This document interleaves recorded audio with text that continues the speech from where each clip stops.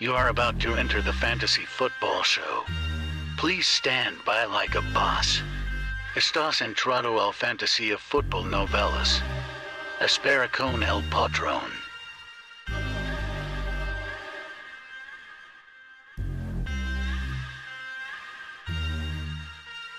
Smitty is live Monday through Friday, 7 p.m. Eastern.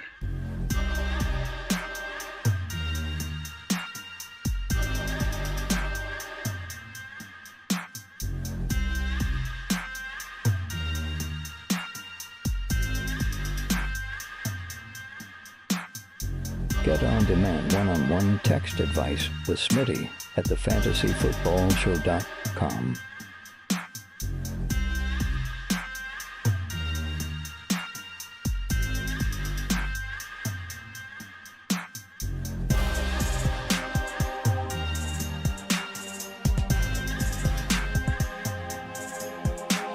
You are about to enter the fantasy football show. Please stand by like a boss. Estás entrado al fantasía fútbol novelas. Espera con el patrón.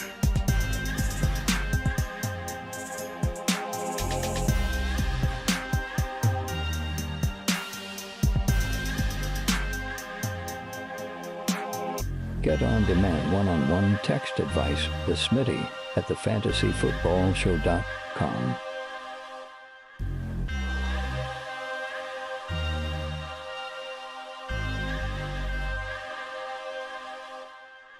You are about to enter the fantasy football show. Please stand by like a boss.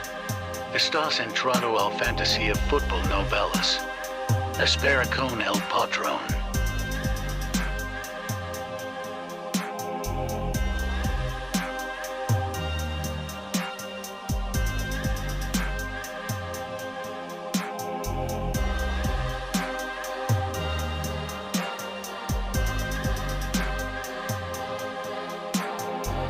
Smitty is live Monday through Friday, 7 p.m. Eastern.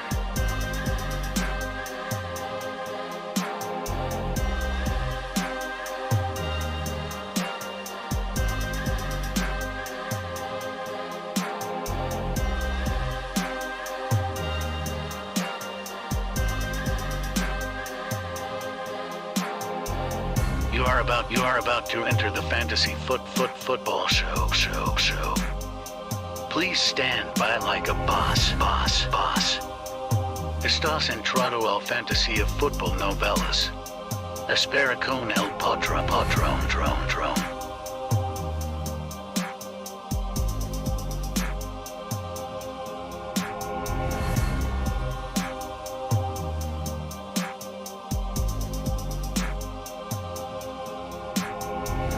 You are about to enter the fantasy football show. Please stand by like a boss. Estás entrado al Live from the fantasyfootballshow.com studios. It's the Fantasy Football Show. Live! Monday through Friday, 7 p.m. Eastern.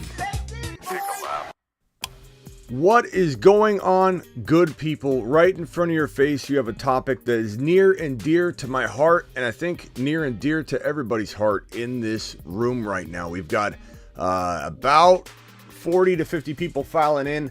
We get over 100 now up in this mug, and I appreciate every single one of you. I work for you. Let's hit the fantasyfootballshow.com news desk and get to the Justin Herbert conversation. Where is it? Where's the button? From the fantasyfootballshow.com news desk, here is your breaking news.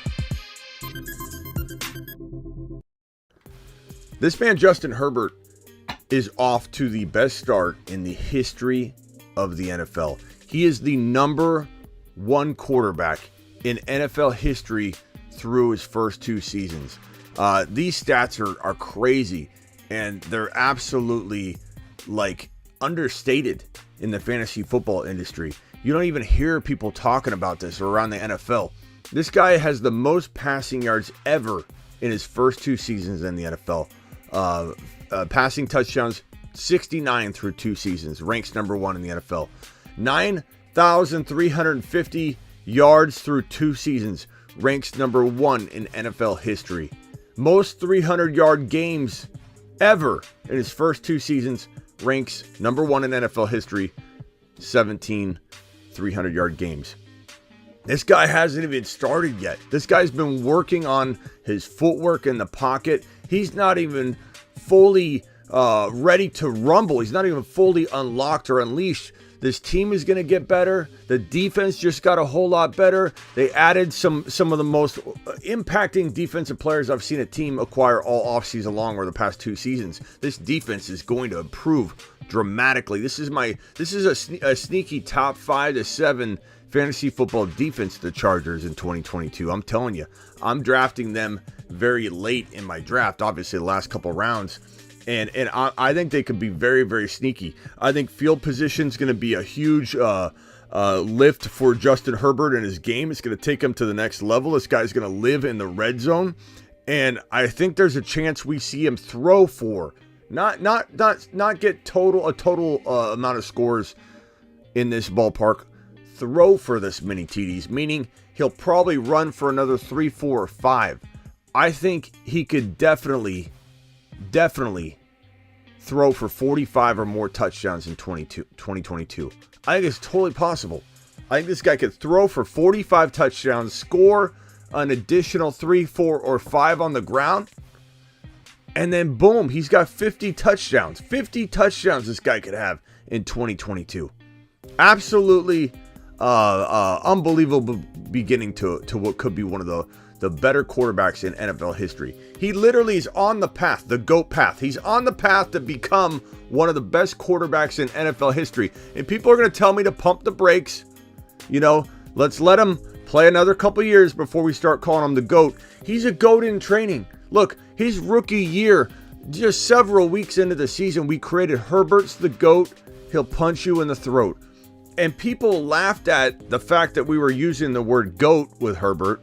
And literally this song, when we reflect back 10, 15 years from now, we're going to laugh at how accurate we might have been with Herbert is the GOAT. He'll punch you in the throat. I got to find that song. It's somewhere in my library of amazing music that's been made for this show. I'll dig into it, find it, and we'll get it on a regular track here. But Herbert is off to an unbelievable start. The main reason I bring it up is not just to talk about these numbers, which I think are circulating, as people are starting to realize how good this guy has started. Because a lot of people will say stuff like, his footwork wasn't good, or he struggled when he had pressure. He didn't exactly have the year that you're saying he had. Smitty, he was number 2 in fantasy football scoring for all quarterbacks. So I don't really know where people get off being surprised or shocked when you have him number 1. We have him number 1 out of all quarterbacks in 2022. Doesn't mean I don't like Josh Allen. Doesn't mean I don't think Joe Burrow can inch up right where he is. I've made it very clear Joe Burrow's actually a better pick than Justin Herbert 9 times out of 10, because Joe Burrow's going in round 6. He's going at 6.1, 6.2, 6.5, sometimes 7.1. And Herbert's going to cost you a 3rd rounder or a top of the 4, depending on where you draft. If you're in like high stakes leagues, Jose, I'm not sure if you're in here, but in high stakes leagues, quarterbacks fall a lot further. So it does depend on where you're at when you're drafting. But in general, in normal fantasy football league settings, you're going to find Herbert going in round 4. You're going to find Joe Burrow, Joseph Cigar Smoking Burrow, in round 6, sometimes round 7. And that makes Joe Burrow probably the best draft selection outside of round 4 in fantasy football, period, and maybe the best draft selection in fantasy football, period. So Joe Burrow, I want to make sure this video doesn't overshadow what I've been pumping out in terms of content on Joe Burrow the last couple days, because Joe Burrow is still probably top 3, locked and loaded for the rest of the year in my mind, because I don't think his value is going to climb that much unless we start seeing practice footage where he's throwing missiles that and people just take it and run with it. And people, how people are in social media, they see something and then boom, before you know it, the guy's going around 3. I don't think that'll happen. So I think Burrow will maintain his league winning best value in fantasy football type of value right now through the entire July into August. and probably into September. Justin Herbert's probably more likely to climb in draft value, draft capital. It's going to cost a lot more to acquire Justin Herbert, I think, as the weeks move along. And you got people that are talking about these stats. You have people talking about his footwork. The report right here, let me move this aside and bring this to the front here. Herbert is focused on improving his footwork in the pocket this offseason. He had remarkable numbers, but if you look at when he was pressured, that was probably his weakest point, where his numbers dipped and dropped when he was pressured, and he wants to work on his footwork inside the pocket and getting outside the pocket, moving around and navigating inside the pocket. This isn't like a negative report. I hope people take it as a negative report. I need to work on my footwork. Oh yeah, let's drop him down a couple spots. I hope so. I hope people take that as a negative. But this guy, he hasn't even learned everything yet. He hasn't fully unlocked his potential. He doesn't even have a consistent number one wide receiver in some people's minds, because you don't know if it's Mike Williams or if it's going to be Keenan Allen. A lot of Keenan Allen truthers are going to be like, that's a ridiculous statement. Keenan Allen's the number one. I think a lot of us in here would venture to say that Mike Williams could very well, even if both wide receivers are healthy, Mike Williams could very well outscore Keenan Allen in 2022. We have a lot of Mike Williams fans in this chat right now. We have a lot of Mike Williams fans inside the Fantasy Football Show community, and I'm one of them. I think while I like Keenan Allen, he's getting older. He does always struggle staying healthy for the most part, big picture wise. He has, and you know, even if he plays a little banged up. But this guy, Mike Williams, was an absolute monster in the early part of the 2021 season, where he was getting. We did mock drafts early on, like through week 1 and through 5. So basically, when he was tearing it up, let's do a week 3 mock draft. Like, we do that.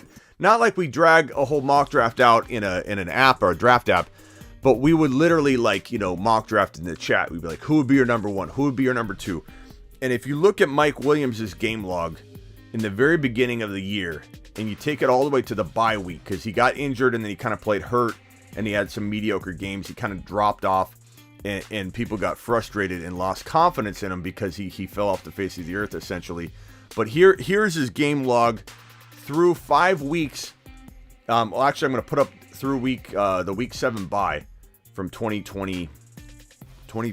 So let me drop that on screen here. This is unbelievable. It's remarkable. It's crazy. It's astonishing when you look at this guy's numbers. He's going to absolutely be either a hit or miss type guy. Like, you're gonna get burned, or you're gonna maybe almost walk into a playoff seed just from this guy's production alone. Look at this: 12 targets, 8 receptions, 82 yards, and a touchdown in week 1. 10 targets, 7 receptions, 91, and a touchdown in week 2. In week 3 against the Chiefs, that was against Dallas, that was against Washington. Against the Chiefs in week 3, 9 targets, 7 receptions, 122 and 2. Then he had a little itty bitty 11-yard game right there. Then in week 5 against the Browns, 16 targets, 8 catches, 165 and 2 touchdowns. This guy started off on absolute fire. He was a top 5 wide receiver. He was ranking inside everybody's top like 6 to 10 for wide receivers through like week 5. Even with that week 4 11-yard outing, even with the week 6 against Baltimore 27-yard outing, I think people were still like, okay, yeah, maybe some of the people that were worried about him started getting more worried about him, but he's still at a very high ranking. Even when we did like live chat mock draft conversations, he went in the top 5 to 10 wide receivers. So I think people have foggy memories and they're quick to forget how much they liked Mike Williams last year.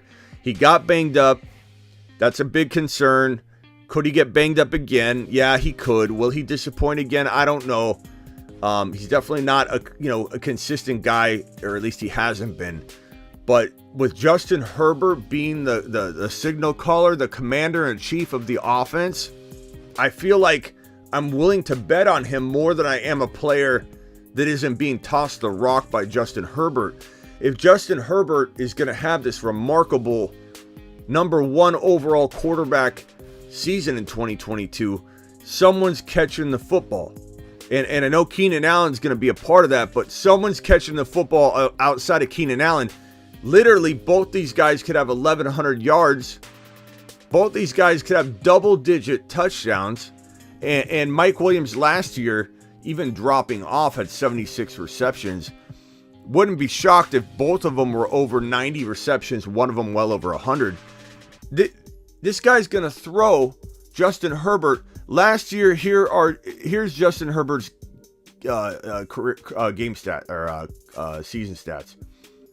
I'll put them up on screen, and then we'll kind of like try and predict what he's going to do in 2022. So here are his career stats. Let me see if I can put that on screen properly. I don't know if you're gonna be able to see all this, but I'm gonna screen grab this and toss it up. It's gonna be a little bit cut off, but you can make it out. So here is Justin Herbert's 2 seasons in the NFL, and again, as stated on at the top of the show and on screen here, most yards in the first 2 seasons in NFL history, 9,350. Most passing TDs ever in a player's first 2 seasons, 69. And then this other stat here, most 300-yard games ever in a player's first 2 seasons with 17. And as you can see right here, the man finished with 5,014 yards, 38 passing TDs, and if I include his rushing stats from 2021, they are as follows. Let me drop those on screen so that you are getting the big picture, and we can kind of talk about what we think he can do rushing-wise in 2022. He had 302 yards and 3 TDs.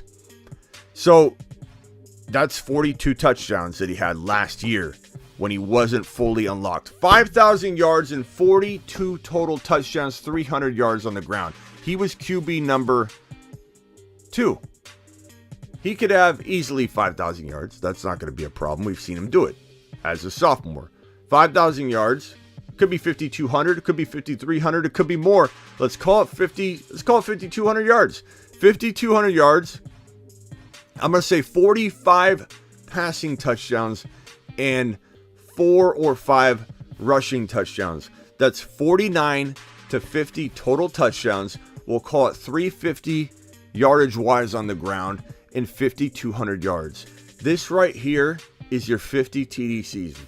This right here is your player that in hindsight is worth a first rounder. Like, I'm not saying, listen to what I'm saying. I'm not saying to draft him in the first round. I'm saying back in the day, Kurt Warner went in round 1. Peyton Manning went in round 1. And we're not going to see that again. You don't take quarterbacks in round 1. No one else is doing it. So even if it was worth it, you can't do it because the value's not there. But in hindsight, people should be grabbing this guy in round 1. Don't do it. I'm not saying do it. I'm saying statistically speaking, this would be a guy you should be grabbing in round 1 in terms of what he does compared to the last starter in your fantasy football league. The way that X Factor used to work, and we're talking about a very deep QB pool, but X Factor fantasy football, the finding a player. So you take like Randy Moss, for example, during Randy Moss's biggest season. Randy Moss had a season where it was like he outscored the last starter in fantasy football. So if you start 2 wide receivers, let's say, and there's 12 teams, that would be 24 starting fantasy football wide receivers. Randy Moss's X factor will be how much he outscores the last potential starter in the league. So you take his total minus the 24th wide receiver, or if you start 3 wide receivers, it would be 36. And that would be his X factor. Randy Moss's X factor used to be used in fantasy a lot back in the early 2000s and the late 90s.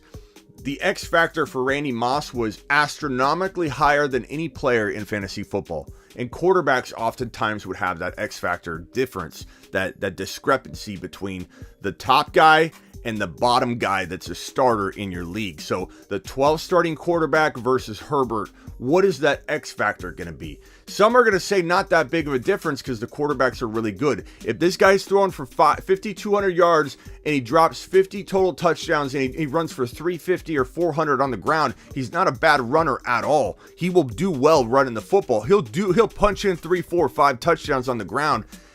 It is such a difference maker. And at 4.12, where we got him in the throne draft, at 5.1 sometimes in your mom and pop drafts, grandma, these people aren't taking Herbert where they should. We got Herbert in the fantasy football throne at 4.12. We got Herbert as our almost 5th drafted player. Looking at this team that we drafted in the fantasy football throne, you don't know who our 3rd rounder is. We have such good talent. You don't know who our 3rd rounder is. Was it Herbert or was it Breece Hall? We have literally 2 third-round players on this team instead of having a 3rd and a 4th-round player. And that's what's going to make our team a difference maker. It's going to be the difference maker for our team. This is the fantasy football throne draft that you guys drafted for us. My people went to bat for me through voting every time we were on the clock, and you drafted this team for all of us, and we're taking it into battle. Herbert's the GOAT. He'll punch you in the throat. He went 4.12, and even though I love the value of Burrow, where we got Herbert at 4.12, there was no one around him that was even remotely close to the impact he brought to the table. So Herbert was an immediate punch. Even in hindsight, even reconstructing the draft, there's no way I would have changed it because Herbert was the best player available by far and away over every single player that was around his ADP. So absolutely love what's going on here. What's up, my Cowboys family? What's going on, Swaggy? What's going on, Derek Lincoln? First in the building today was who? Meet the Woo. Appreciate you, Meet the Woo, being first in the building. Axe was second. Sean, followed by James, followed by Blackbeard, followed by Philip, followed by Calvin, followed by Devin. What's up, Devin? Victor, Scott, appreciate Kenny P, Dollar Bill, everybody in here. Thank you for wiping your feet. I see, who else is in here? We got everybody in here today. Hit that thumb up button. We have about 80 people in here. Hit that thumb up buttons and subscribe if you're new. Andrew, we got Ron Navy in the house. Ron Navy said, what did Ron Navy say here? We are about to blast off. Herbert to the moon, guys. Herbert to the moon. I can't stress it enough. Like, I've created a lot of content on it already. And the great news is you guys don't seem to be like too much like overwhelmed by it. Like, Smitty, okay, enough Herbert content. We all love Herbert so much. And I'm bringing up new information to kind of hammer home the point. I'm not just coming out and regurgitating the same thing over and over. I try not to do that. Sometimes I'm asked a question during the voicemail segment and I have to repeat myself. Or sometimes I'm asked, don't ask me about Henry today. Let's not get into it again. But sometimes I'm asked about Henry and then I got to go off on a tangent. And then before you know it, about 40 minutes go by and I've said a lot of the same stuff that I've talked about with Henry. But with Herbert here in the news piece, I'm only going to bring up something new, right, that we're going to talk about, or something that we haven't emphasized enough. And Herbert, as much as we've talked about him, he needs to be talked about more as the number one quarterback option in 2022 when you get him at 4th round value, when you get him at potentially top of 5. It's absolutely insane. Ron says, I'm the first super chat. Absolutely appreciate you, Ron. Thank you so much for dropping a super. Anybody else has a super, drop it like it's hot. And if anybody wants to be a part of the YouTube exclusive membership community, I'm going to drop that link so you can have all the awesome emojis. You see all the boys dropping in the live chat, and I'm going to pin this sucker. Join my YouTube exclusive membership. Boom. Actually, I'll just do that. YouTube exclusive membership, pinning the link. Anytime anybody joins, we give them a standing ovation and all that good stuff. Swaggy is a member. Kenny Powers here, he's a member. Ryan Kilpatrick, appreciate you. Those are all YouTube members. Freddie is a YouTube member. Shouldn't the Cowboys fan change to the Steelers or Patriots if championships is all that matters to the fan? I think that maybe could be shots fired to the My Cowboys family. I think My Cowboys family came in hot and maybe got a little attention for that, and I appreciate them. They're good people. Lay off them a little bit. My Cowboys family, they're good people. They're real good people. They're just passionate about their team. They're Cowboys, channel, so they're gonna love their Cowboys. So we love everybody. We welcome everybody. Ricky, Kenny Powers, Silver Rapture, Lyndon, Kenny P, East Coast Tatty. Everybody, all my mods, be kind to My Cowboys family. Everybody be kind to My Cowboys family, please. Jake, Call Saul, Frake, appreciate everybody that's in here. Michael K CPA is a YouTube exclusive member. Appreciate Michael K. Ron Navy, of course, and all the usual.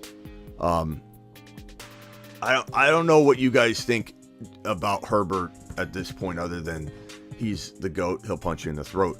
But does anybody want to be bold enough to call in and maybe say that Herbert, don't just make it up. I mean, is there anybody bold enough that is anti-Herbert or just has Josh Allen higher and you want to state your case, which is fine. There's nothing wrong with Josh Allen being higher.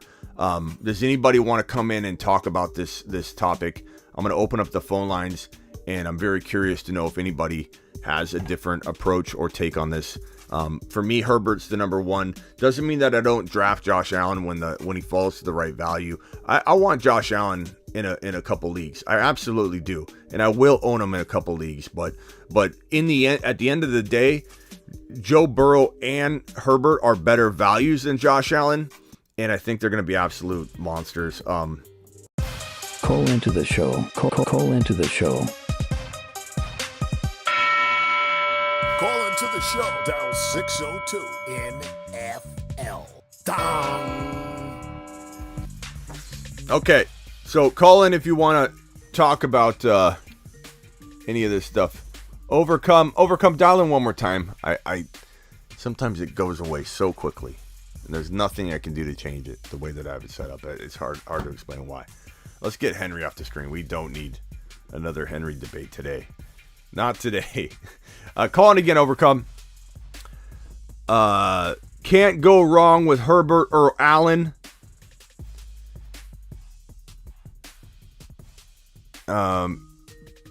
Okay. Overcome, what's up, man? What do you got? You're live on the Fantasy Football Show, by the way. What up, dude? I was just thinking, how many of his passes have been to Eckler? How many of his passes have been to Eckler? Well, we can look up Eckler's. We can look up Eckler's receptions, and I can give you an exact number. That's one thing that I think. Go ahead. Sorry, it still doesn't deter me from freaking believing in him. The guy's a monster, man. Well, what made you say that though? Like you're saying, oh, it doesn't deter me. What would make you even feel like that would be a negative? Like I didn't even take it as a negative when you said that. Yeah, because Eckler, he's got the most. What are your thoughts? He's got the most passing touchdowns for a running back, doesn't he? Yeah, but I would only look at it as a positive because Eckler's still there. So like it wouldn't. I was just wondering why you said it like you did when you're like, what about Eckler? I don't look at it as a negative. I still feel like he's going to do well or whatever. I look at it as a positive. Here's the way I look at it. You got a guy in Herbert who's got the quickest rise to touchdown totals in 2 years, yardage, and 300-yard games. You have some wide receiver rooms in the NFL that look like they could be better than Keenan Allen and Mike Williams, although I will venture to say they are a really good wide receiver room. That's a very, very good wide receiver room. Very underrated. But when you incorporate Eckler, is it really not as good as any wide receiver room in the NFL? Like Eckler's ability, he pulled in 70 receptions in 2021. He pulled in 54 the year prior. And he has a total of 8 touchdowns through the air. So that's Eckler's numbers right there. I would venture to say that the combination, what we kind of call the tripod around here, is the 2 wide receivers and the running back. You got the tripod. That tripod is arguably as good as any tripod in the NFL. You know what I'm saying, bro? I mean, Eckler, Mike Williams, and Keenan Allen. You could say like Jamar Chase, Higgins, and Mixon are probably maybe a touch better.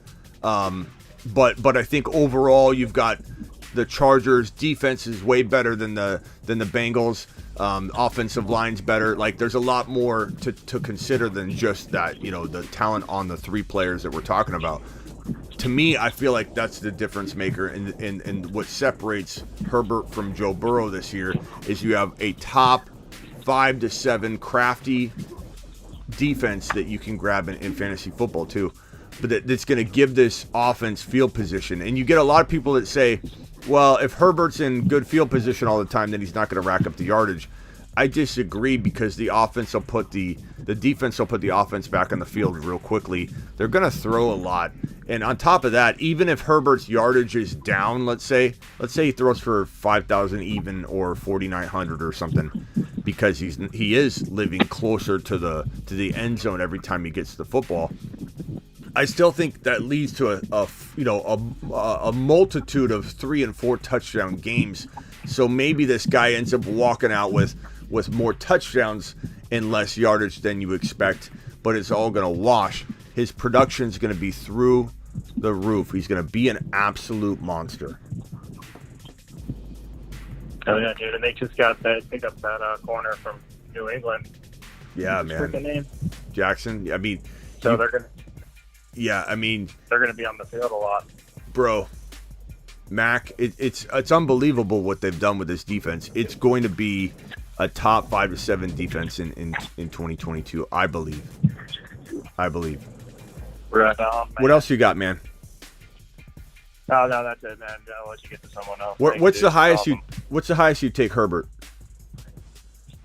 Oh man, I just tried to get him in a mock in like the beginning of the 4th round, but someone sniped him near the end of the 3rd. As you were talking a couple minutes ago, I was like, you know what? Yeah, I'm gonna go after this freaking guy. Yeah, I would. I mean, I'm taking him in the 3rd round, like the end of the 3rd round. I'm not scared to do it. I'm just not, like, especially if I have like a late 3rd round pick, then I'm not worried about it. I feel like it's a good spot to be in. If you got a late 3rd round pick, that means you have a close 4th round pick. I don't mind reaching to make sure I get them of the 2 players I'm about to get. But I think that your league winning ability is more enhanced, and it's more likely if you get them in the late or mid to late 4th round. It's like anything. The further you get them back, like when I say Kenneth Walker is going to explode and somebody takes him in round 4, they're completely ruining everything that I'm talking about. Like, they're getting rid of all the upside. You can't take Kenneth Walker in round 4. You take Kenneth Walker in round 4, you're not paying attention, because the whole point is you're getting him at a value that if he doesn't work out for half of a season, which is entirely possible, and I mark my words, Overcome, I'm going to come in here screaming and yelling on a rant episode, because people are actually saying, Smitty, this is the same thing as Javonte Williams last year. I'm out. And they're going to give up on him in week 3 or 4. When we know that it's a very decent possibility that he could literally be not utilized anywhere near where we want him to be by week 4 or 5. So Kenneth Walker is another one. Crazy, man. Yeah, man. I've been able to get Penny. I've been taking Penny and Walker in like 7 and 8 in 10-man mock drafts over and over again. So yeah, been kind of taking that, and so. But all right, buddy. Man. Yeah, thanks for Appreciate the knowledge, the wisdom. Peace. Call in anytime. All right, guys, dial in if you want to. Call into the show. Dial 602 NFL. Dong. If you want to speak your piece, we got some voicemails too. Jim. Hey, Smitty. Somebody I'm having a hard time evaluating is Kadarius Toney. Let's answer Ron Navy real quick. Ron, what's up? You're live on the Fantasy Football Show. Hey, let's talk about Henry, okay? No, Yeah. I'm just kidding. Yeah, let's move on. I'll talk about him. Give me a couple days. I'll be back on it. What's up, man? Let me play a little devil's advocate here, okay? I mean, I've taken Herbert and all that, but to make him the heir apparent right now is a little bit premature, especially in fantasy. And this is why I say this, because he hasn't outdone Brady yet. Brady threw for 5,300 yards last year, over 40-some touchdowns, and you can get Brady like down in the 10th, 11th round, and you can save from getting Herbert up in the 4th round and get a good wide receiver or a good running back instead.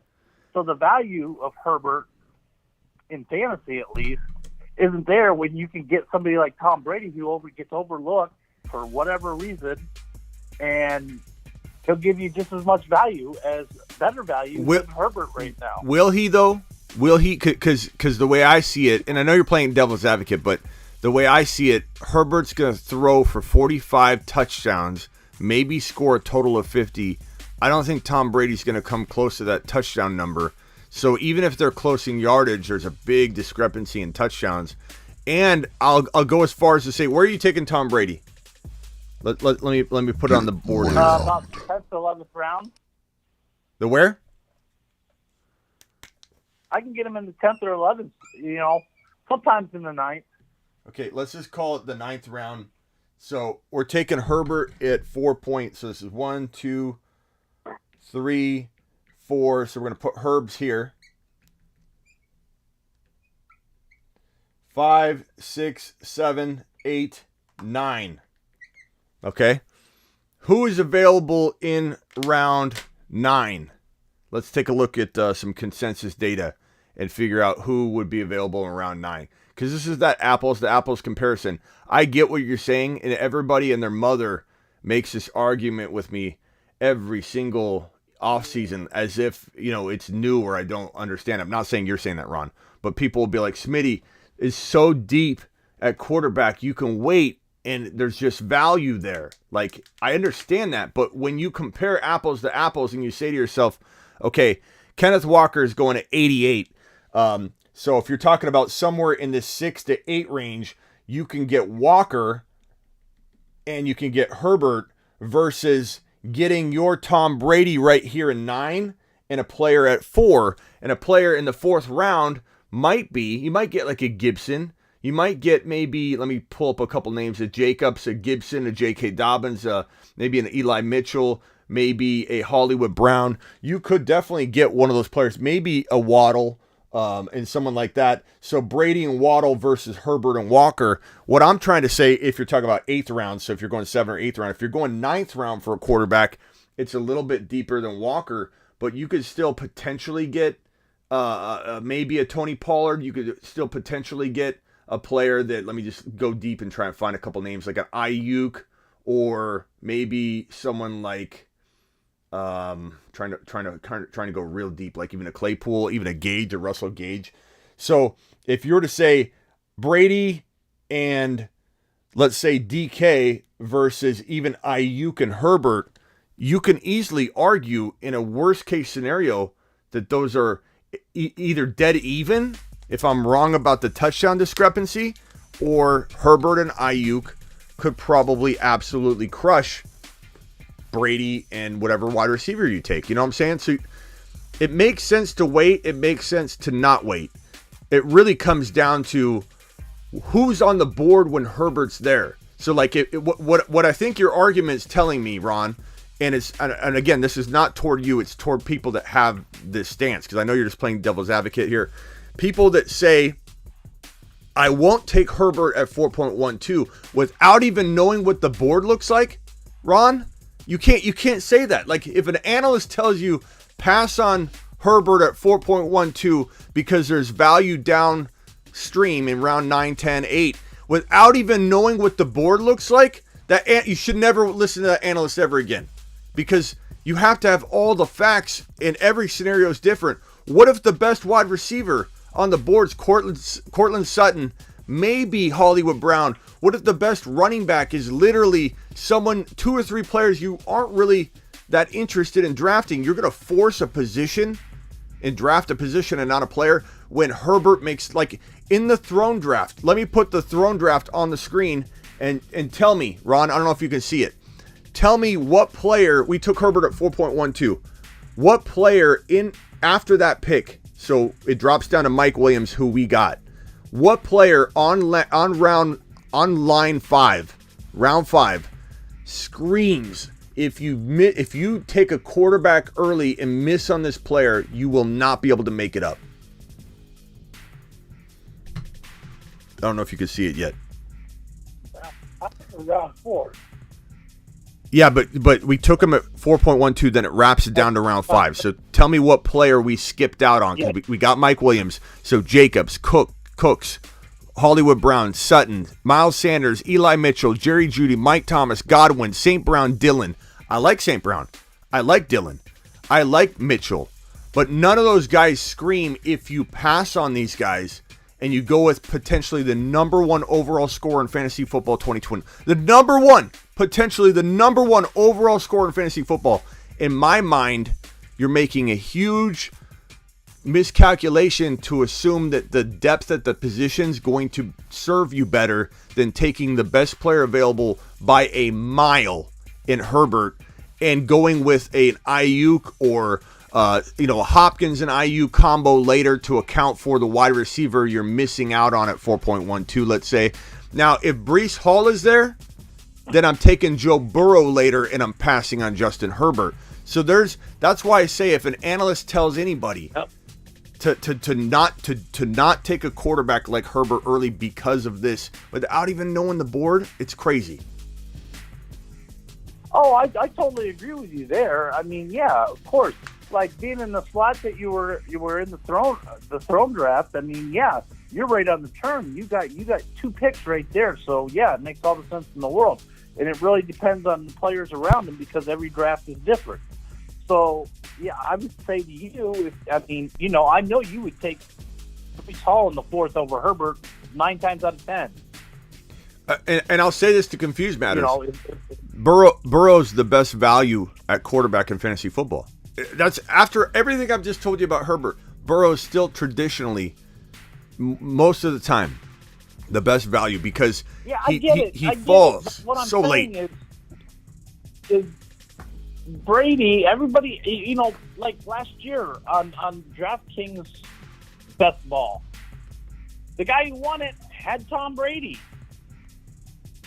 He didn't have an ultimate huge quarter. Tom Brady is getting disrespected, I think. And I mean, for those that will take him, I mean, until he shows that he's going to fall off or just retire, which could be after this year, you got to show the man respect. I mean, he is the greatest of all time, and I'm not even a Patriot. I hate the Patriots. Yeah, but this is fantasy. Like I appreciate that, but he's not going to score. Like I have a tough time ranking Brady in my top 8. It's no disrespect to him. It's deep. 300 yards. I know, but it's deep though. Last year. It's deep. It's just, and a lot has changed, man. He doesn't have Antonio Brown, Godwin, and Mike Evans. He's a lot of different. But we don't know. We can't predict the future this year. We don't know how it's all going to work out this year. Well, I do know. We could. I do know we can predict the future. Tom Brady. I do know we can predict the future with this right here on screen that says that Herbert's the number 1 quarterback in NFL history through 2 seasons with 93-50, 69. I have no doubt. I don't disagree. Yeah.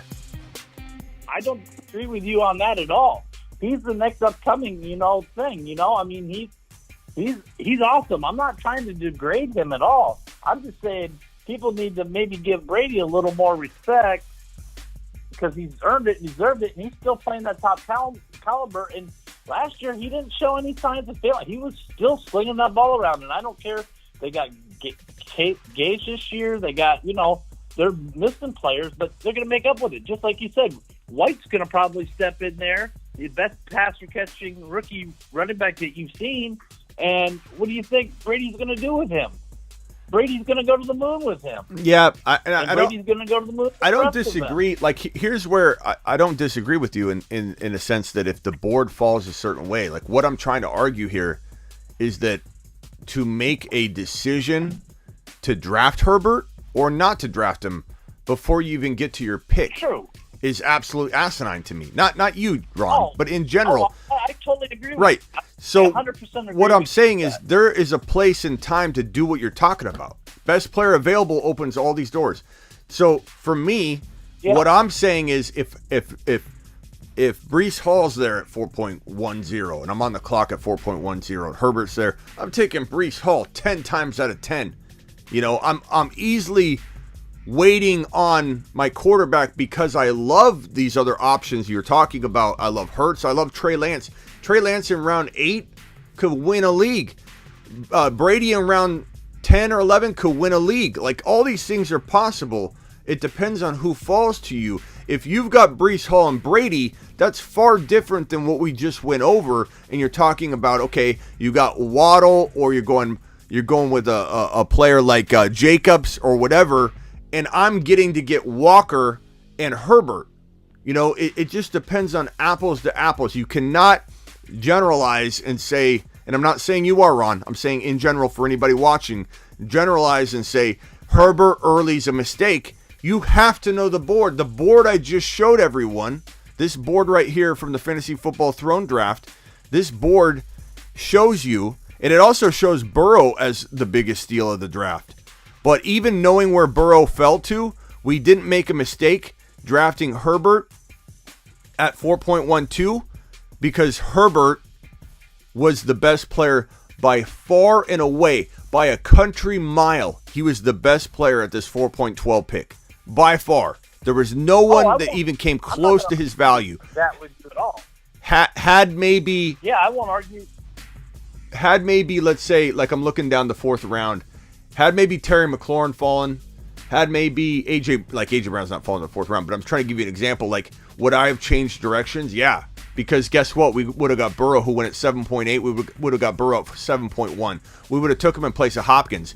But you could also say, is Burrow at 7.1 and Allen Robinson, who went 4.11, or Metcalf, who I love, is Metcalf and Burrow, you know, that I would like that. That's where I probably would have taken Metcalf. Is Metcalf and Burrow better? Burrow at 7.1, Metcalf at 4.12 better than Herbert and Hopkins? Yes.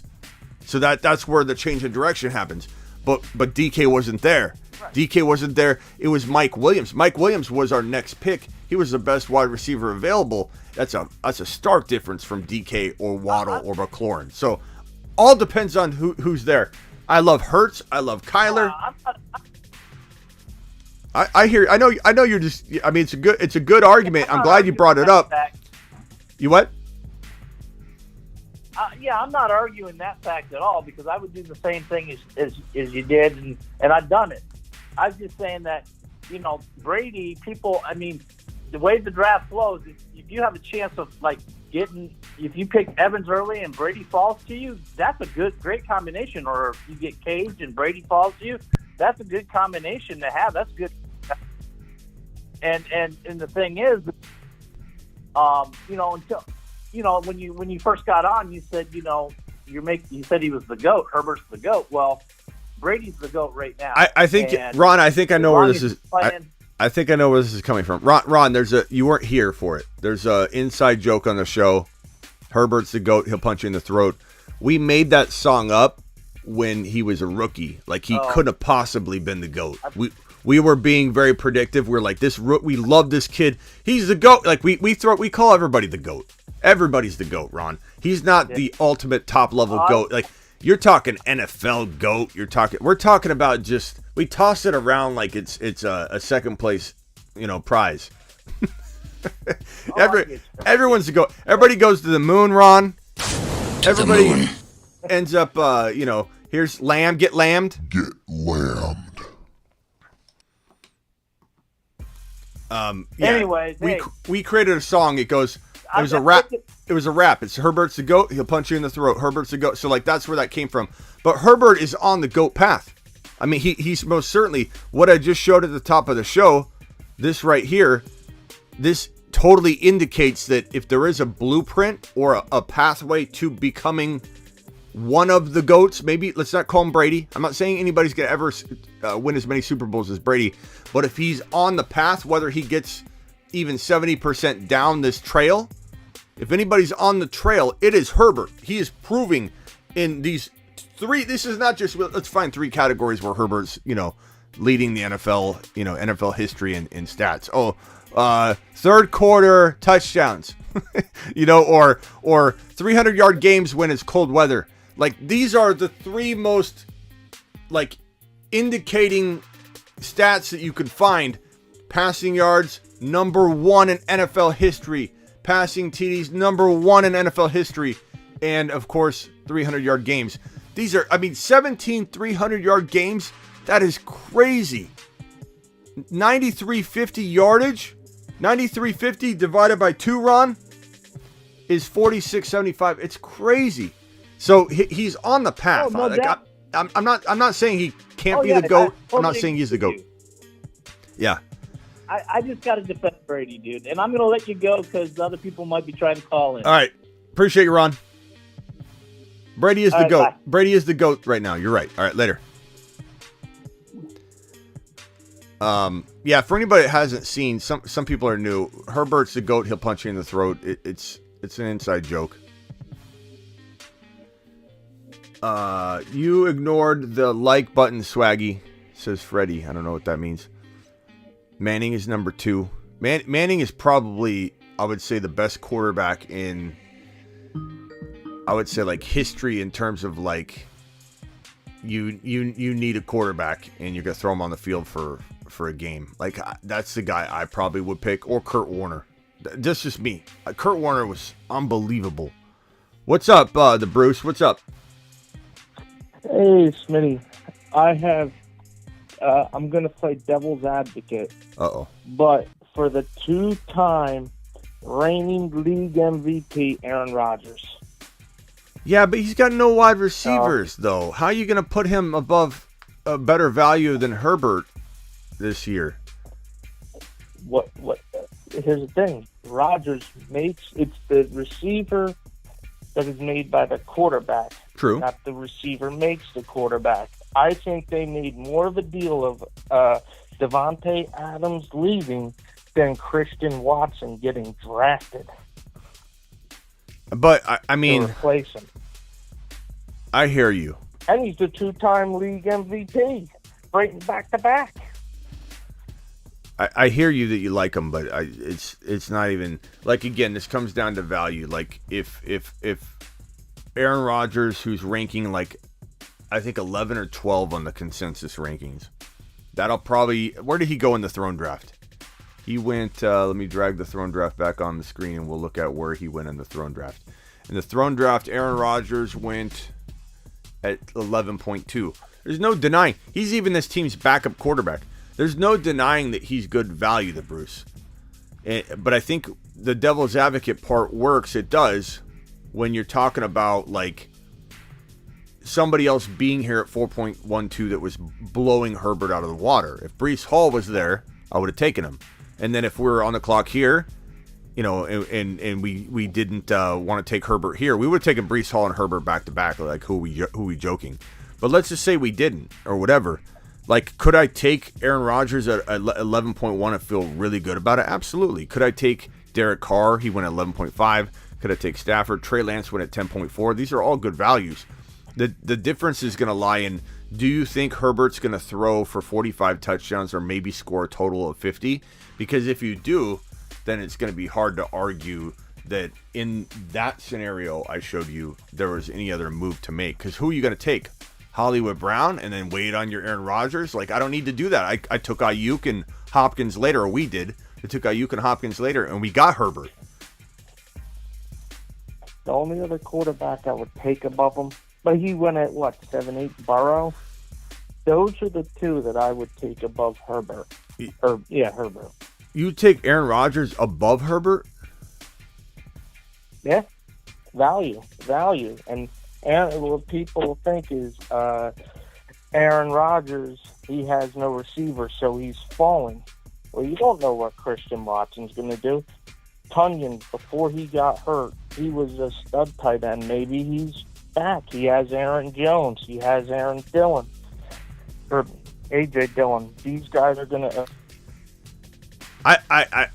I can't necessarily make you take a lap for liking Rodgers in the 11th round more than liking Alex Cruz joined the YouTube exclusive. Mashed potatoes. Alex. There you go.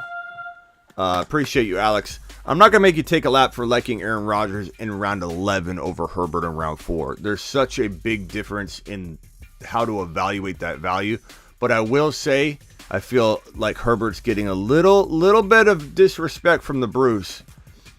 Tempted to hit the lap button, Bruce, just because of that, but I'm not going to do it. I think maybe more than there's a couple people that said take a lap to Bruce. They're putting you on blast here on a disconnect, a forced disconnect by the viewers. You're at 8 out of 10 right now. You're at 8 out of 10. You better pick up the pace here. All right. Do we like Burrow over him? I think Burrow has a better receiving core. Tyler Boyd, who I asked about today, T. Higgins, and Jamar Chase. Don't you think them 3 receivers are better than what Herbert has? I think that especially if they go 3 wide every play. I said this at the top of the show. I'm not sure if you're here in the beginning, Bruce, but I said that I think that the tripod is what we called it. The running back and the 2 wide receivers. The tripod, Mike Williams, Keenan Allen, Austin Eckler, comparative to Mixon, Jamar Chase, and Higgins, the Bengals have a slight edge on the tripod value. Tyler Boyd. But offensive line, defense, I give to Herbert. Therefore, I think Herbert's in a stronger position to probably score more, but I love them both. Like I just spent 2 or 3 videos in a row on my YouTube channel telling everybody that Herbert or that Burrow is the Burrow. Joe Burrow's the best value in fantasy football. Him and Breece Hall. So you're not going to get any arguments from me that Joe Burrow at 6.1 is better than Herbert at 4.12. Definitely think that is probably the case. The question is, will Burrow fall there? If Burrow will fall there, then I know that. I know you tell me, Smitty, I promise you, I've got a crystal ball here. You will get Burrow if you wait in round 6. Then I bring in Burrow as my 6th drafted player, and I pass on Herbert in the 4th because I think Burrow's really close to him. But if I'm trying to predict in rankings who's going to outscore who, Herbert's my number 1. And Josh Allen and Burrow are my 2, 3, or tied for 2nd. And all 3 of them are so close it doesn't matter, and you got to factor in ADP. That's why I think Burrow's the better pick. Yeah, and Trey Lance, I mean, his value, it's going up a little bit, but he's still a guy that you can argue for Herbert, with the defense, and he's never stepped into, like you said, no one's ever stepped into a better situation than Trey Lance. I love Trey Lance. There's 100 ways to win the Bruce. Make sure you don't let anybody tell you have to take Burrow, you have to take Herbert, you have to take a quarterback early, you can't take a quarterback early. If you take a quarterback early, you're making a mistake. Don't let anybody tell you. Don't let anybody tell you that, because the honest truth is, no one knows until they look at the board and the circumstances. And anybody that gives you this blanket advice on what to do at quarterback before they've even seen anything, you shouldn't listen to them. You shouldn't listen to them. When someone says, hey, should I take Herbert at 4.12? The Bruce, as much as I just talk Herbert up, saying he's on the GOAT path, he's going to score 45 to 50 touchdowns. If someone sends me a message on the Smitty text line, which is right here, the Smitty text line, this is my personal phone, this is my work phone, this is the fantasyfootballshow.com one-on-one text phone, which you can order at thefantasyfootballshow.com. When somebody texts me and says, Smitty, I'm on the clock at 4.12, Herbert's there. Do I punch the button, right? I punch the button right to the moon, right? I say, who's available? You punch the button. No, Bruce. Who's available is the question I ask him. You can't just take someone without knowing what's going on. You can't say to avoid someone without knowing what's going on. My point is the reverse of that. If someone says don't take Herbert at 4.12, there's more quarterbacks you can get later. My question would be, why are you listening to this person that didn't even ask you, is Breece Hall available by chance? Because if Breece Hall's there, you've got to take him. Is Kyle Pitts there by chance? Is your grandma not understanding how good Brees Hall's going to be. So, like Even that. DK, I might take DK at 4.12 if he was there. All right, the Bruce, I appreciate you. Yeah. Call back if you have another question. Later. The Bruce is loose. The Bruce is loose. Ron Navy dropping another wad on the screen. Ron Navy says Burrow might not get a lot of T's. Think they will use Spiller like they did Gordon in the red zone. Not a lot of rushing TDs from Ron. I don't know. I don't really care about Burrow's rushing TDs when he throws for 40 to 45 or 47, Ron. So I hear you. But maybe he gets about 2 rushing TDs. And I'm not a big fan of Spiller, by the way. And I think you mean Herbert, because you're talking about Spiller. I think you mean Herbert there. Okay. Anyway, 90 of you still in here. Hit that thumb up button. Let's go. Season approaching. Get these mocks going in Discord. Frake, we do mocks pretty much every night here on the channel. We'll probably do mock drafts tonight, so make sure you buckle up, buddy boy. Burrow had an ACL issues last year. He'll be vastly improved, says Hot Prime. And no one's really talking about that, Hot Prime.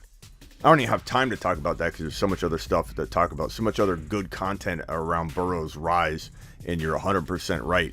Like, he was hampered at the beginning of the year.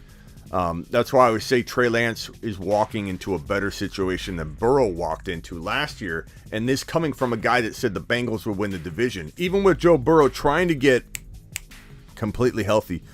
Freddie wants to know if his super chat went through. Freddie, let me look for it. It did. Here it is. Freddie says, hey guys, don't Debo that like button. Hey guys, don't Debo that like button. Why would Freddie, why would you not want people to Debo the like button? Do you mean because Debo is holding out? So like, or he wants to hold out, or he did hold out, or is that what you mean? Because I want people to Debo the like button, but if you got a different definition of Deboing it, let me know. Hit the like button until we get clarification on what Freddie believes you'll be doing if you actually Debo it. I kind of looked at it like you smash it, like Debo's going to smash the season. That's how we've been talking about it for a while. But maybe we think different. Don't ignore it. Oh, okay. Because Debo's ignoring the Niners and taking them off his social media. I got you. Trade rumors for Jimmy heating up. Let's get back to the news. We'll come back to the phone lines in a minute. Because we do have some news to get to. Jimmy G. I'm not saying this is impossible, but I think people are getting a little excited maybe for nothing. You're live on the Fantasy Football Show. What can I do for you? Hey, Spinny, it's Terry. Terry, what's up, Terry? How's it going? I know you just said let's get the news and forget about the Ferns for a little bit, but I had to share this. I direct messaged you an article about Matthew Berry. I think he's leaving ESPN. Yeah, he's leaving. At the end of the week. He's leaving ESPN. It sounds like he's got some big plans, so we'll look and see what's up after we find out that. We'll know why he's leaving. Maybe he's starting his own thing. Maybe maybe he's joining up with somebody. Who knows? Maybe he's coming here. Yeah. Spread a rumor. Hey, maybe you can get that ESPN job. I know you've always wanted to do it. No, I haven't. I haven't, Terry. Wouldn't that be something for you? No. Terry, I haven't wanted to do it. I don't want to go to ESPN. I want to stay right here, Terry. I wouldn't if they called me up and said, I mean, it depends. That's what I'm talking about. It would depend on the offer. Money does talk. I mean, McLaurin will tell you that. They come to me and they say, "Hey, we'll give you, $10 million." Then later, Terry, I'm gonna send my equipment to you and you start live streaming. $10 million. But if you're talking like, just going to ESPN for a normal salary job, absolutely not. We can be bigger than ESPN. Right. Pat McAfee proved that we could be bigger than ESPN in 2 or 3 years in terms of like fantasy coverage. Like I have no doubt about that at all. I wouldn't trade. Look, I have the best job in the whole wide world. I don't have to go to work. Darn right. I don't have to go No argument anywhere. there. I don't have to go anywhere. I roll out of bed, or I don't even go to bed. I didn't even go to bed last night, Terry. You can't do that at ESPN. Yeah. You can't. I have no socks on, Terry. You don't even know if I have pants on, Terry. I don't have socks on right now. You can't do that at ESPN. I have the best job in the whole wide world. It's funny that people say that, though, Terry. They say that a lot. They go, "You take an ESPN." No, I wouldn't. Unless they offer me millions of dollars in like a buyout where they're like, here's $1 million, even if it was $1 million, $2 million, whatever, to buy out and then give me some kind of guarantee. Like, yeah, now we're talking. But if someone were to say, hey, I'll bring you over as a normal salaried employee at ESPN, there's no advantage to that for me. I'm building something. I absolutely love my people. I love what I do. Money isn't everything. Fame isn't everything. I love coming in here with my people. I love doing what I do the way I do it. The last thing in the world I want to do is go and be controlled. Here's what you're doing. Here's what you're talking about. Like, I wouldn't enjoy that. I wouldn't enjoy that at all. I get to do whatever I want. I get to go live whenever I want. I don't have to leave my house. I absolutely love what I do. And I think that shocks people sometimes, Terry. I think because the first words out of your mouth is, you've always wanted. No, I haven't. When I was younger, I did maybe, but. I mean, before you did YouTube, I know you were on the radio quite a bit, but I know you wrote a lot of articles and stuff like that way before. So, I mean, a lot of that, was it controlled, or were you able to do your own stuff? I was acquired by another company, like over 9 years ago. And I had a site. Yeah. They acquired it. They acquired me. I worked as a salaried employee, as their editor-in-chief of a very pretty decent-sized fantasy football company. And I did it for about 2.5, 3 years before I said, I don't like this at all. I'm not doing what I thought. What I wanted to do was not worry about the day-to-day stuff and just get paid a salary job to be an editor-chief at a big company. Like, if Yahoo called and they're like, here's a salary. No, I don't care about that at all. This is going to be bigger than Yahoo Sports in 2 years, in 3. Like, we're going to be bigger than. I know there's some fantasy football sites that have huge, numbers, like 200K, 3, and I don't know when we'll get to those numbers. And, you grow at a certain pace, but then sometimes you just pop off. You go from this to that, like in a matter of no time. I know that growth is going to happen to us at some point.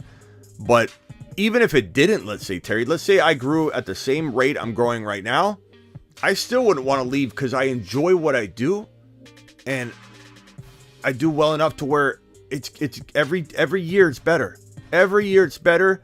And I can't think of a better job. So why would I go for money or something, No, not at all. This is where I am, Terry. Yeah. Unless someone signs a check. And you got the best show in the world, We're trying. I appreciate it. We're trying. Yeah. So we're taking over slowly. Yeah. We're taking over slowly. Like, we've done a lot of organic growth, and sometimes the organic growth is slow at the beginning. But once word of mouth starts steamrolling, and it does help when you guys tell your friends. Or you're in an elevator with a person with the Raiders jersey on. You just say, Smitty doesn't like Carr. Go check him out, the Fantasy Football Show. I like Carr. I like Carr. I'm just joking. But yeah, no, Terry, I never would want that. That might be why, Matthew Berry's leaving. I don't know yet. I haven't talked to him yet about this or anything. But I imagine he's leaving because he's been doing the same thing for 15 years over there. I bet he wants a little freedom. Yeah. I don't even know if he's doing fantasy. Maybe he's not doing fantasy. I don't know, but we'll find out. But a lot of times you do that structured stuff, and it's like, I don't want to do that. What else can I help you with, Terry? Because I mean, a year before, I'd say about a year before I really got into you, I was following his show quite a bit, and he got me into it, and I started understanding it a little bit. But once I started following you and studying it the way I am, it's like, I know where I need to be, Yes, sir. You know? All right, Terry. Any final I'm not questions? going anywhere. I got to move on and get the show rolling.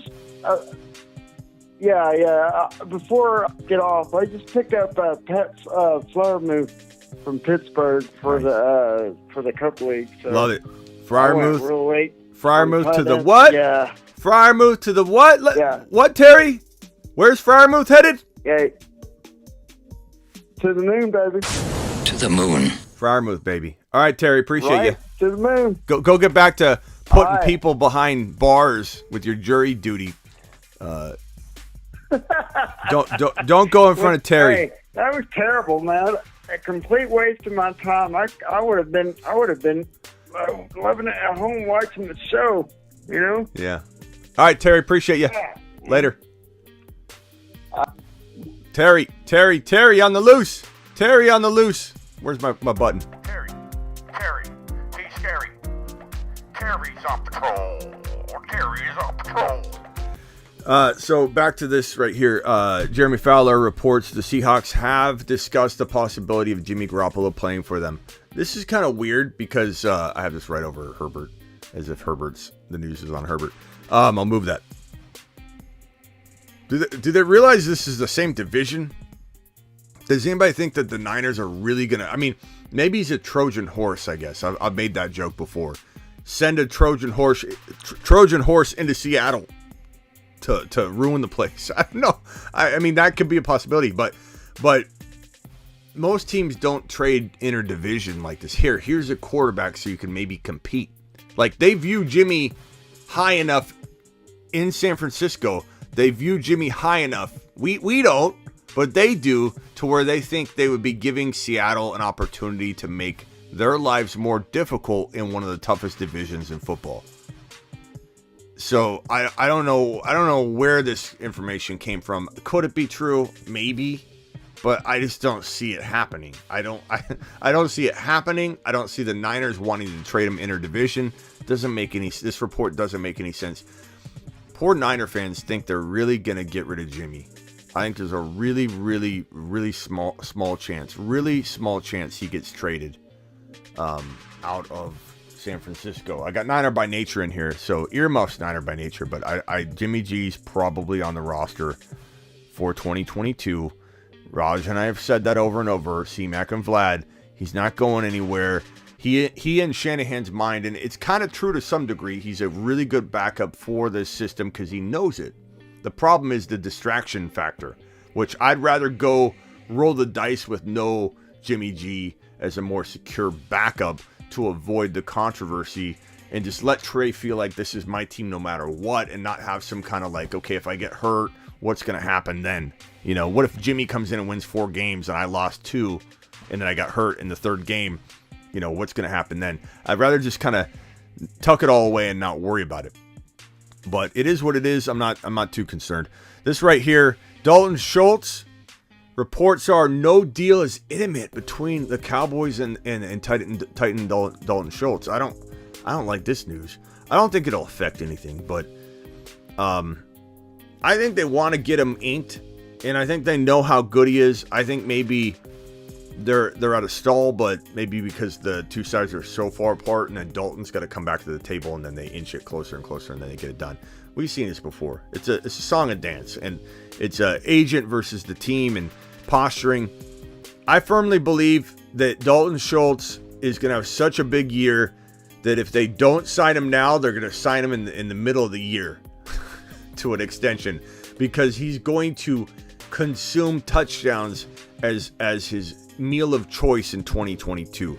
This guy's going to absorb a lot of the Mari Cooper target share and touchdown share. This guy's going to have 10 TDs in 2022, Dalton Schultz. He's going to be, I think he could give Mark Andrews and Kyle Pitts a run for their money at the 2 or 3 spot in tight end rankings at the end of the year in tight end finishers.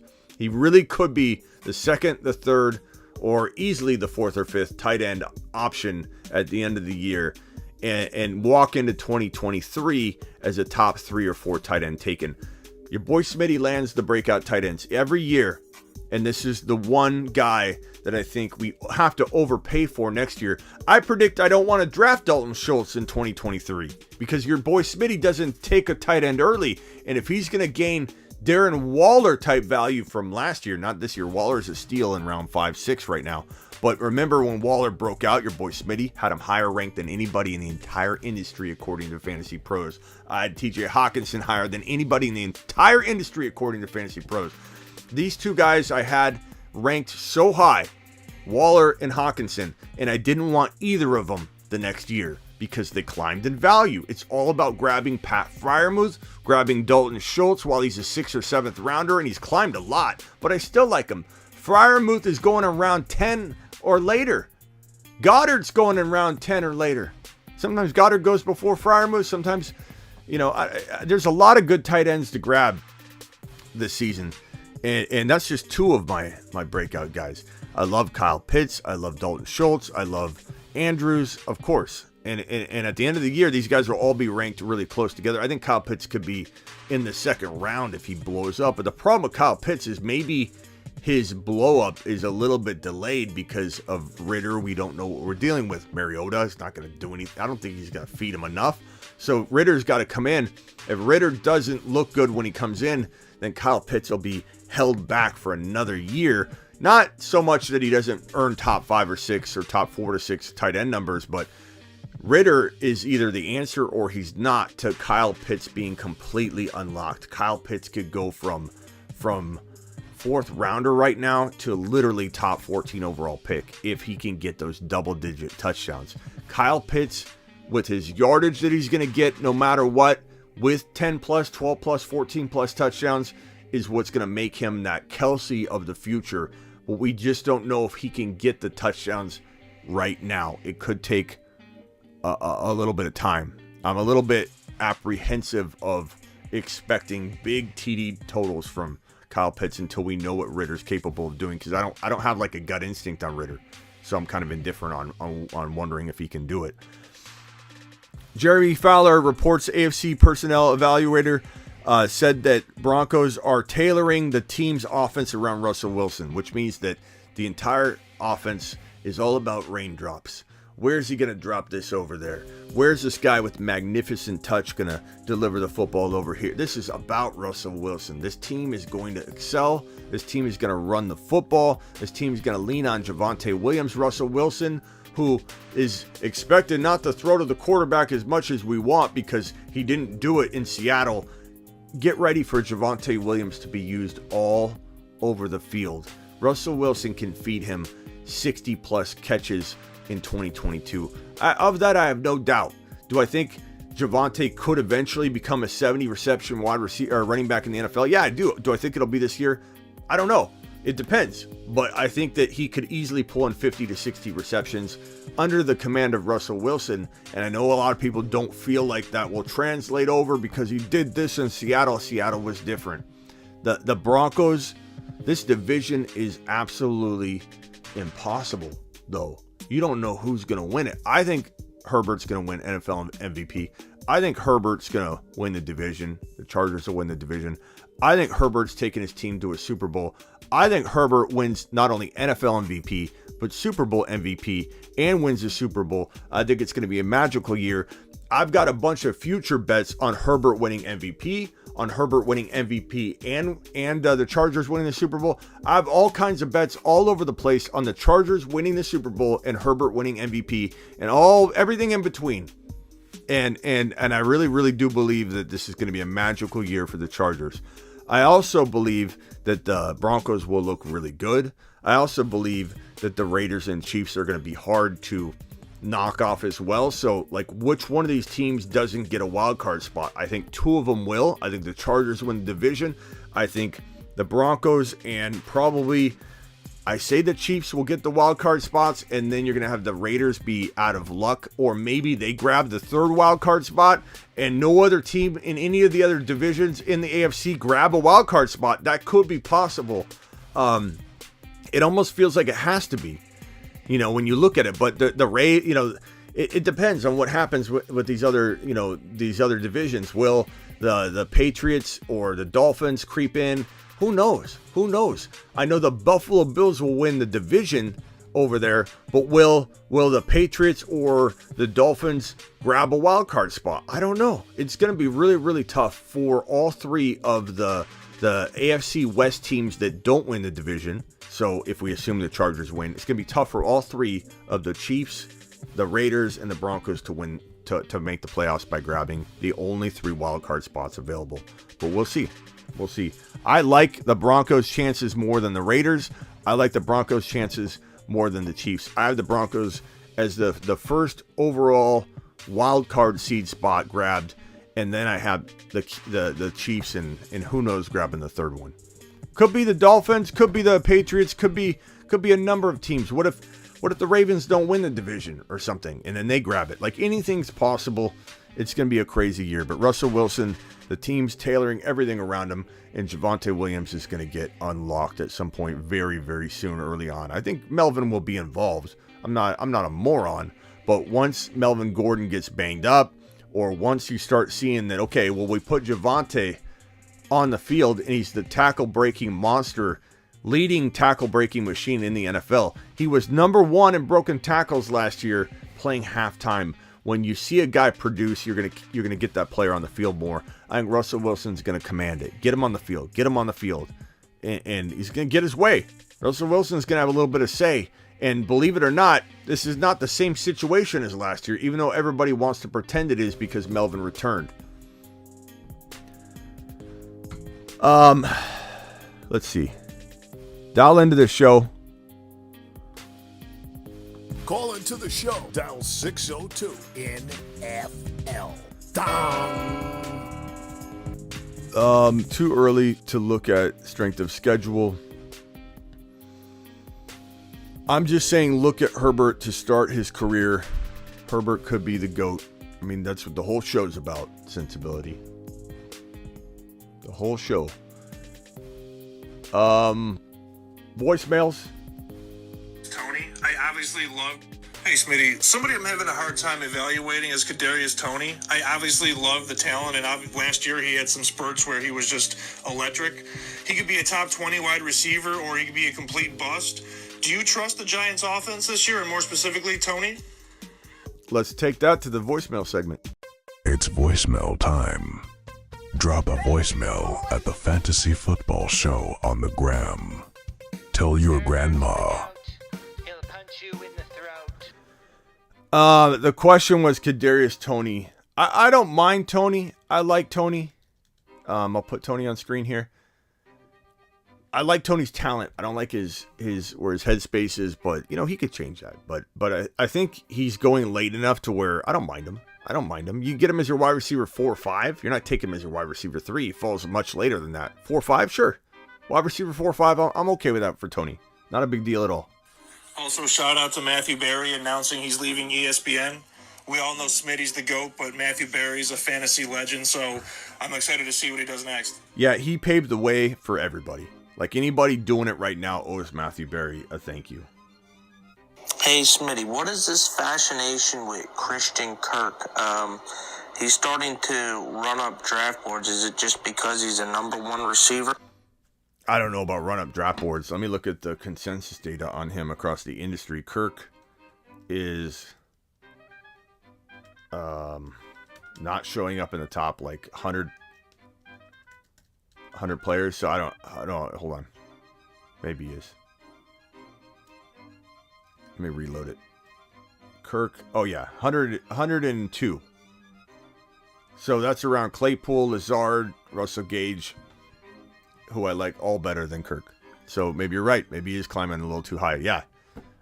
Give me Claypool. Give me Gage. Give me everybody I named. Give me Pat Freiermuth. Give me maybe Kadarius Toney, who we just talked about. Lazard for sure. And a lot of players up above that, like Knox and Ayuk and Kenneth Walker. And yeah. Too early. Christian Kirk, way too early. Good one. Good talk. Hey, Smitty, I know we all like Terry McLaurin, but what do we think of Jahan Dotson this year? Is he a decent player or no? Yeah, I think he's got a nice little future. He's Kirk Dotson. Kirk Dotson. Who's that? Get him. He's a sleeper. Dotson I like, but I don't know if I like Wentz enough to say that Dotson's going to be consistent. He'll show us flashes of what maybe he can become.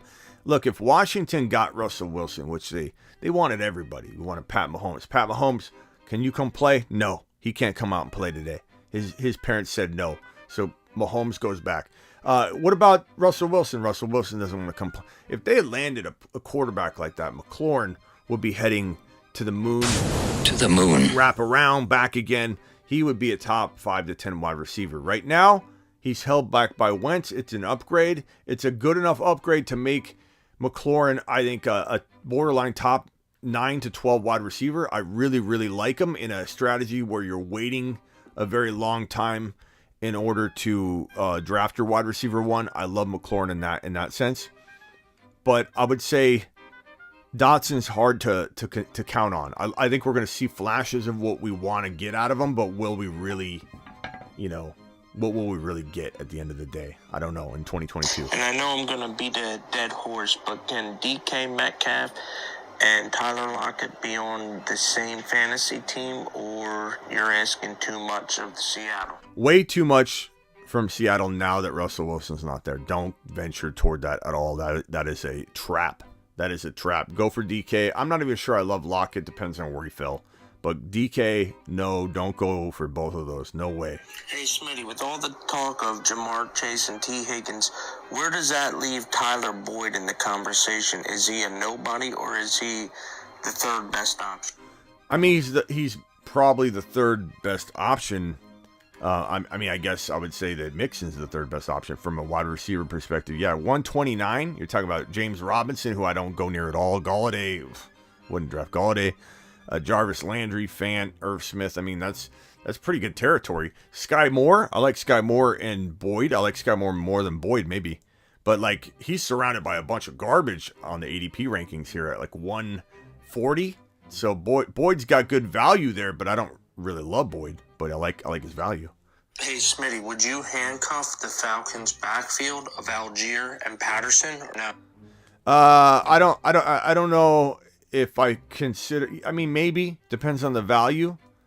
I think that I want to own Algier. I want to own Algier everywhere, but I don't know that I'm that excited about this cuff is going to take care of me. It's pretty decent. There should be 2 L's in there. It's pretty decent, and the value's not crazy. So Algier's going at, where's he going? Algier, 170. That can't be right. He's climbing. Let's just put him at 100 to be safe. Cordell Patterson, Cordaly is going at 100.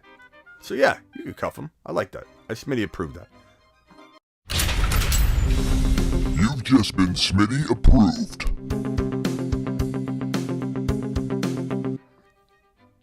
Andy Grace. Cooper Kupp set fire to earth last year, scoring an incredible 439 points. This was yesterday. Outscoring second-place wide receiver finisher Devontae Adams by 95 points. Compared to JT scoring 29 more points than second-place Eckler, and Andrews scoring 37 more points than living legend Travis Kelce. Is Cooper Kupp in consideration for number 2 overall pick this year? Yeah, I mean, for sure. Do I like Chase better personally? Yeah, but Kupp could easily earn that value again. Najee could be. I mean, I definitely feel like you could make the argument for sure. What's up, Smitty? Victor here. Victor? I know you talked a lot about Christian Watts on your lives, in your Instagram lives, in your YouTube lives, but I want to know why you are not so hyped on him, because Green Bay doesn't have a true wide receiver 1 now that Devontae Adams is gone, and Green Bay has historically drafting well second-round receivers. I know Devontae Adams was a second round, Jordy Nelson I think was a second round, and I don't know if Greg Jennings was second round. Hey Kenny, I like that idea of you leaving a voicemail with the messages. Doesn't have a wide receiver 1, and Christian Watson is playing with Aaron Rodgers. Why you don't like him so much? I like Watson. I don't think I've been down on Watson at all. I think I like Lazard a tiny bit more, Victor. I mean, I like Lazard because Aaron Rodgers has made comments like he's going to have a good wide receiver one season. Like that speaks a lot to me. Like when Aaron Rodgers is calling you the number one wide receiver, he's the one throwing the footballs. He's the one making these guys into rising stars. Lazard could have 1,210. Kenny, I appreciate you dropping those. That is a great idea, Kenny, because I don't know that I can read everything, but if you leave a voicemail reading off what people have asked, that would be fantastic from the Discord. I love that idea. Let me go check for your messages, Kenny. Here we go. Kenny, got 4 Discord questions. Here we go, Kenny. This one's from Sean Hanley in the Discord. I love this idea, Kenny. Sean says, I know you love Burrow. I want to hear the case against Burrow being drafted with the likes of Herbert, Allen, and Mahomes. Okay, so this is flip the script. Okay, so let me preface before I start. I love Joseph Burrow. Don't want this getting cut up the wrong way. So I love Joe Burrow, okay? And actually, I'm going to put on screen, I love Burrow, but play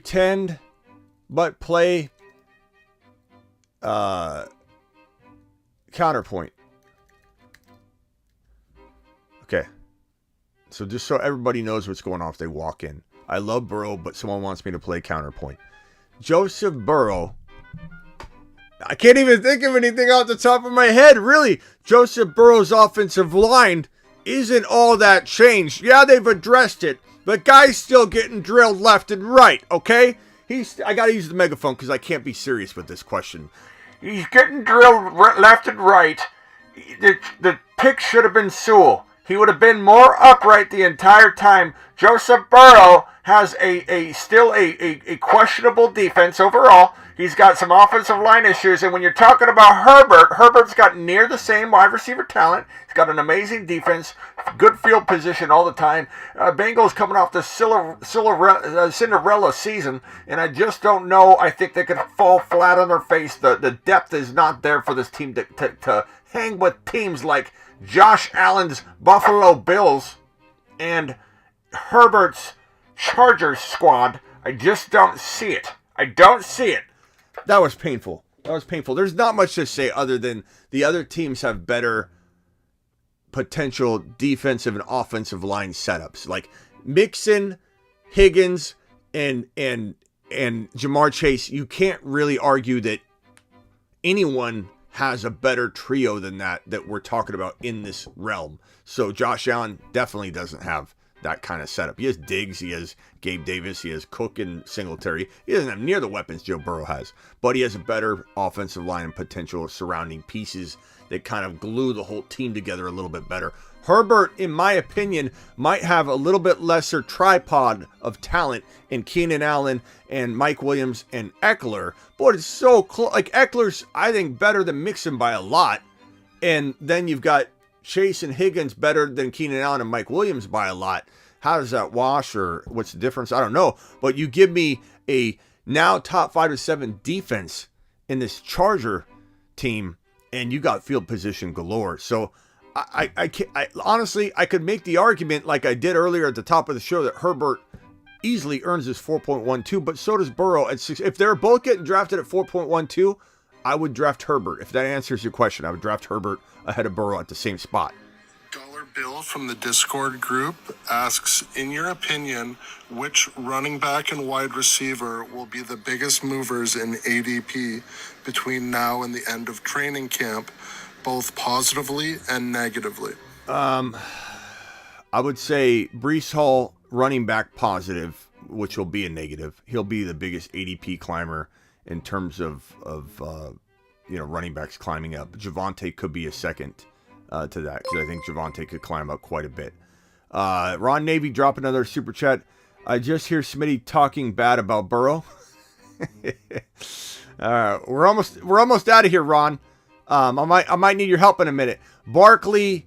No, I'm going to stay away from that one. So Javonte and Breece Hall as climbers. as fallers, Cam Akers could fall quite a bit or climb. He could go either direction, to be honest. McLaurin could climb a ton. He could be one of the wide receiver climbers. I think, that contract extension is going to definitely make people think about him more. Okay, maybe he is. Maybe the team believes in him. Let's pull him up the board. I think at wide receiver, Etienne could climb a lot too. He could keep climbing. Wide receiver, Allen Robinson's going to climb, but I don't think it's going to be a good climb. I think he's just going way too high. I think Mike Thomas could climb if we start seeing more signs of him running very rounded routes. But as soon as he starts cutting a little more, he could climb. Higgins is climbing a little bit too high. I still love him, but he's climbing high. I think Diggs could climb a lot too because he's falling into like 16 to 18 overall. Diggs should be right around 10 to 12. I don't know. That's hitting a good amount of those, but I'll try more later. Cable from the Discord group asks, what is the earliest round you like to target tight end? I usually wait till round 7 and 8, and the drop-off is big. I will take Kyle Pitts in 4 if he's there, so I'm not shying away from ever taking a tight end if the value's right. I don't just wait till a certain round, but Dalton Schultz around 6 is a good pick, but if he's going too high, like if someone's taking him at top of 5, I'm not going to get him. So give me Freiermuth in round 10, he's a lock. Give me Goddard in round 9, 10, or 11. Knox in round 10, 9, 10, 11. Probably more toward 10. So I'd say around